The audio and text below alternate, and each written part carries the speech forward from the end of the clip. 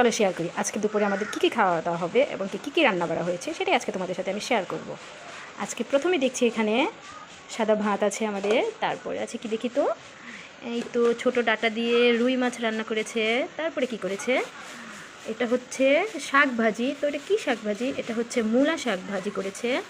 তারপরে আছে কি সেটা দেখি, এখানে বড় গুলশা মাছ রান্না করেছে, পাতলা ঝোল মনে হয়, বড় বড় মাছ রান্না করেছে। তারপরে করেছে কি দেখি তো, তারপরে করেছে ডাটা দিয়ে, ও ডাটা না সরি, এটা হচ্ছে মূলা দিয়ে শুটকি দিয়ে করেছে। আজকে দুপুরে আমাদের এই খাবারগুলো সবার জন্য করেছে। এবং কি আজকে দুপুরে আমরা এটা দিয়ে লাঞ্চ করব বাসার সবাই, তাই তোমাদের সাথে শেয়ার করলাম আমাদের লাঞ্চটা কীরকম হয়েছে। অবশ্যই কমেন্ট করে জানিও কার কার এরকম খাবার পছন্দ, কে কে পছন্দ করো গুলশা মাছ খেতে, শুটকি দিয়ে মূলা দিয়ে খেতে, এবং কি ডাটা দিয়ে রুই মাছ রান্নাটাকে পছন্দ করো, মূলা ভাজিটাকে পছন্দ করো। অবশ্যই আমাকে কমেন্ট করে জানিয়ে যেও। আর আমার যদি ভুল ত্রুটি হয়ে থাকে ক্ষমার দৃষ্টিতে দেখবে।